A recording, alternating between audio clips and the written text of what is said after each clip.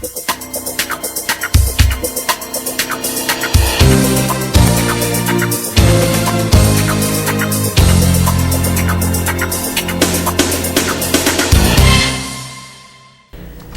programa Estação Saúde de hoje, nós traremos um tema muito interessante, sempre tentando de alguma forma levar informação de qualidade, informação que seja importante no seu dia a dia.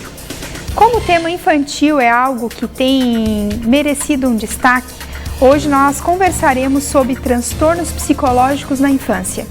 Há dados que no Brasil, em torno de 20% de crianças e adolescentes têm necessidade de algum atendimento psicológico.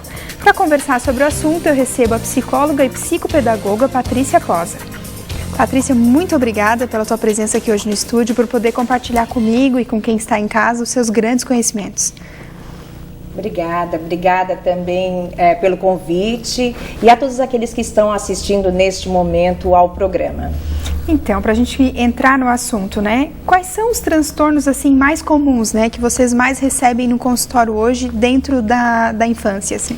Então, nós temos uma série de transtornos. As crianças, em geral, vêm por questões educacionais, vêm por resistências à educação dos pais e muitas vezes, quando nós vamos observar, encaminhados muitas vezes pela escola, a escola, como nós encontramos nas escolas, profissionais que começam a observar que há diferenças no desenvolvimento, no comportamento dessa criança em relação às demais, começa a apontar os pais e aqueles pais que percebem também isso em casa, que começam a acatar a fala do professor e a observar isso, muitas vezes daí nos procuram. Então é muito comum o TDAH, que é o transtorno de déficit de atenção e hiperatividade. Nós encontramos muitas crianças, também com os dentro dos transtornos globais do desenvolvimento, nós temos uma série de crianças, às vezes, com algumas condutas já se encaminhando para condutas antissociais, que nós encontramos os transtornos de conduta aí, né? E também temos um número grande de crianças que vêm ao consultório em função do transtorno opositor e desafiador. Né? Em geral são esses. Nós temos outros transtornos também, que além dos que tu falaste, é muito comum, por exemplo, pessoas que trazem os seus filhos em função da dificuldade de tirar as fraldas, de reter o cocô, a urina e outras questões mais, né? São em geral esses. Você comentou em relação à escola, que eu acho que é um grande aliado na percepção, né? Mas para quem está nos assistindo, que ouviu todos esses transtornos, né? Como que poderia perceber algum sinal, assim? Será que meu filho tem transtorno? Às vezes não consegue prestar atenção num desenho, brinca com várias coisas ao mesmo tempo. Seria um déficit de atenção, hiperatividade? A gente ouve, tá muito na moda, né? Toda criança é hiperativa, mas nem sempre é, né? Quais seriam os sinais, assim, que para quem está nos assistindo pudesse perceber a diferença? Então, essa sua pergunta ela é muito importante, porque em geral a criança ativa muitas vezes é confundida com a criança hiperativa.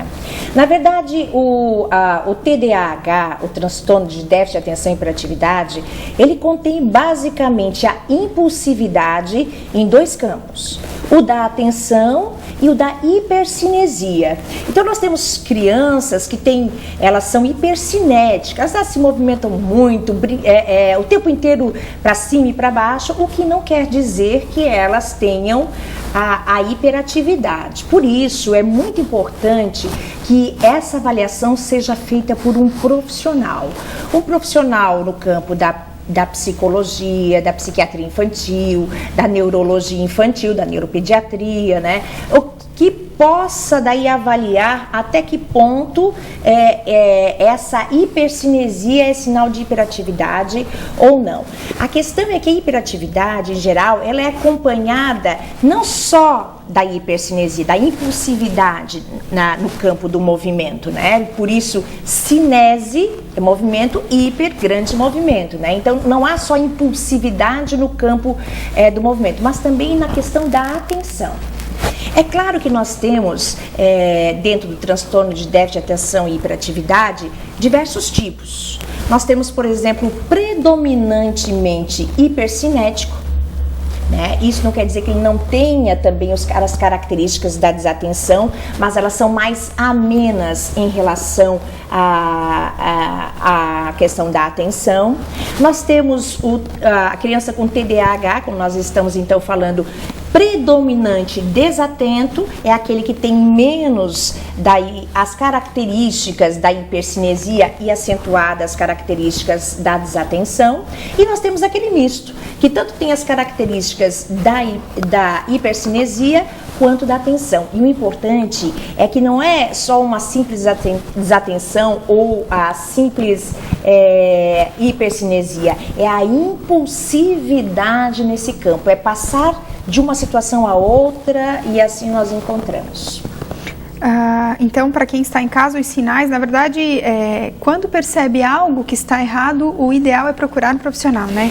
Sim, é sempre ideal procurar um profissional. A gente sempre está conversando com os professores na escola, porque se é uma suspeita dos pais e é colocado ao professor, muitas vezes ele vai esclarecendo.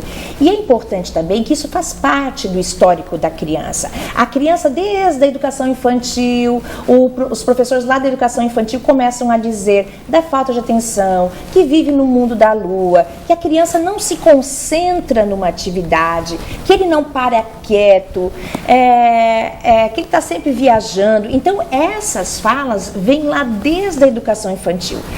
É claro que aí como sintomas, eles podem vir associados a questões que não configuram exatamente o transtorno de déficit de atenção e hiperatividade, o TDAH.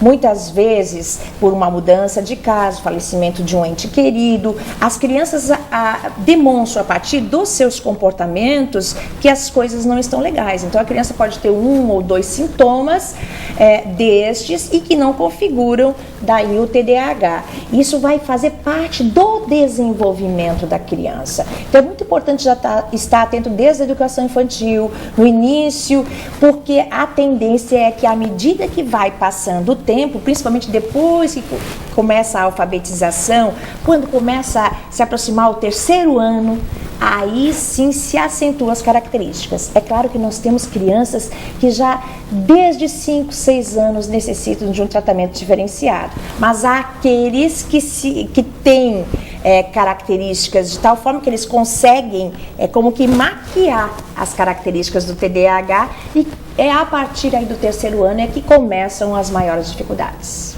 O programa Estação Saúde vai agora para um breve intervalo, mas nós já voltamos trazendo mais informações para você sobre o nosso tema de hoje, que são transtornos psicológicos na infância. Fique ligado com a gente.